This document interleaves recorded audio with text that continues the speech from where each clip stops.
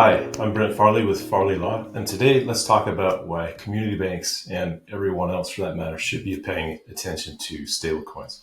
So first off, what is a stablecoin? So a stablecoin is a cryptocurrency, a little bit like Bitcoin, which you might be familiar with. However, instead of being volatile like Bitcoin, the currency is pegged to a stable asset like currency, like a fiat currency like the dollar, like an asset like gold or to silver or to something else, so that the stability of the currency is stabilized and it's attached to something that's far less volatile than a cryptocurrency.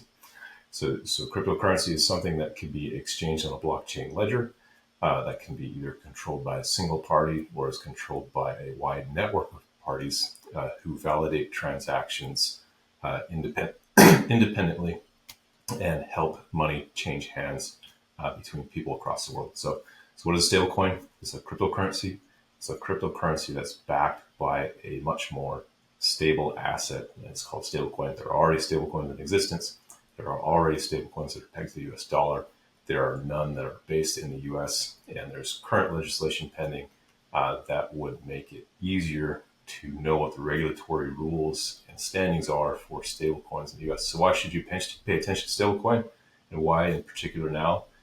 Because there's a bill pending there are two bills pending in Congress, one with the House and one with the Senate. We think it's likely they will be passed, and that would pave the way for banks and for registered entities to issue stable coins on a regulated and stable basis in the US.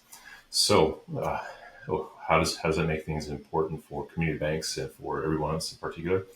Once there's a set of regulatory rails and infrastructure laid for stablecoins, we're going to see a lot more activity in stablecoin issuances and in stablecoin use throughout the U.S. And so what does that mean? Well, I think this is not really a new idea. So I think when we take a look at the past and take some of the past concepts that we've seen and apply them to the future. So early on in U.S. history, through around the Great Depression, banks were actually issuing their own currencies. So banks would take deposits of gold or later in U.S. bonds, and they would turn around and issue their own currency in the form of banknotes. And so you might have little pieces of paper that looked kind of like currency, but might say something like J.P. Morgan Chase across the top of it, or your local bank, First National Bank of Texas, First National Bank of the state of your choice. Right? So banks would take in specie like gold or silver, they take in widely used bonds, and they turn around and issue their own currency that was then exchanged in their local communities at the time. So some of the differences here and some of the similarities are with a stable coin, particularly one that's pegged to a fiat currency, an entity will take on a deposit of dollars or a deposit or a holding of a particular species or currency, and they'll issue stable coins that are really, think about it as a number that's pegged to a dollar. I've taken a dollar, I issue a note, or I issue a key or a string of numbers to somebody else that represents that dollar. And then that key or that note, string of numbers can be exchanged with people all over the world. And it is paired with a dollar so that it's more or less like a dollar. It's just exchanged in a different way. So what do we see with banks back in that time period? Well, we saw that the value of different banknotes would fluctuate to some degree. So depending on how well accepted a particular banknote was in a community, that banknote might have a different value than the dollar had. And it might be a little more, it might be a little less, but it really depended on the acceptance of that particular form of currency in that area.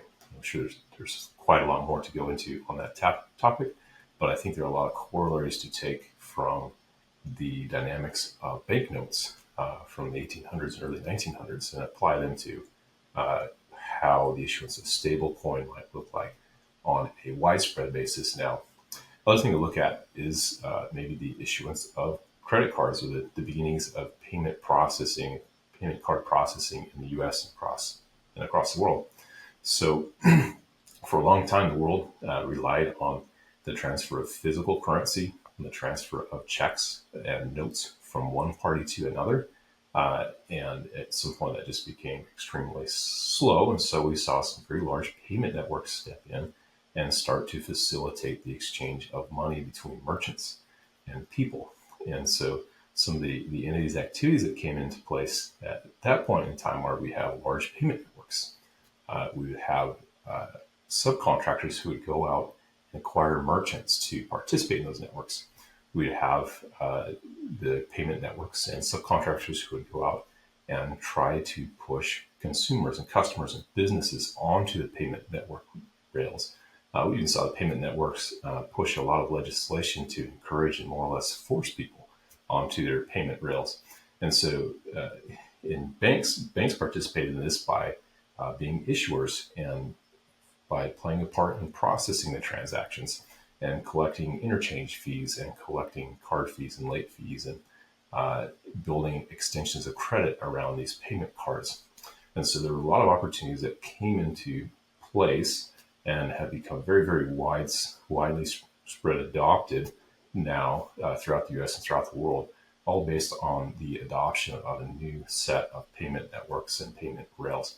So I think you'll see a lot of similar opportunities as folks begin to use, stablecoins are already in widespread use, but as more and more people and more institutions and merchants and banks and other participants step into the world of stablecoins, there will be a lot of similar opportunities, both in taking on deposits to back stablecoin issuances, on taking on checking accounts and transaction accounts to support stablecoin transactions and movement of stablecoins within the banking system, in investments, in lending, in extending credit, and processing, in collecting fees that are based on the transmission and processing of money. And there will be a number of new entities that will be built up and established to facilitate these payment rails. So I know to a lot of folks in the community banking space and in traditional finance, this might sound a little outlandish or odd, but before dismissing the whole activity, you might look at what are the current volumes of stablecoin usage outside of the US, why has it been accepted outside of the US, and why is it being used, and then also take a look at the proposed stablecoin legislation that's in either the House or in the Senate. They share a lot of similarities, and think about, okay, once there's a regulatory framework and regime for stablecoins, and it starts to become adopted, how is that going to impact my bank? Are there appropriate activities where the bank might participate? And, there are probably some areas where banks probably ought not to participate.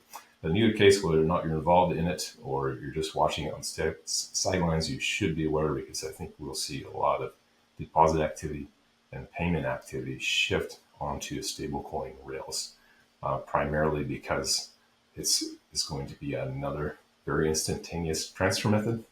It's going to be an easy transfer method, and people are going to become very accustomed to using that, as the currency can be exchanged and transferred between hands very quickly and in different ways than you can do with just a dollar or a check or a wire or an ACH payment.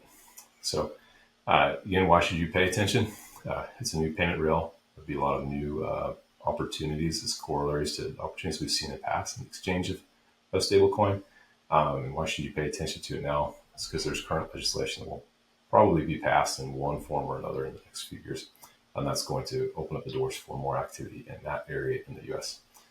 So thanks for watching. If you have questions about stablecoin, how it works, how it operates, how it might play into the banking system, please feel free to reach out. We'll talk to you next time. Thanks.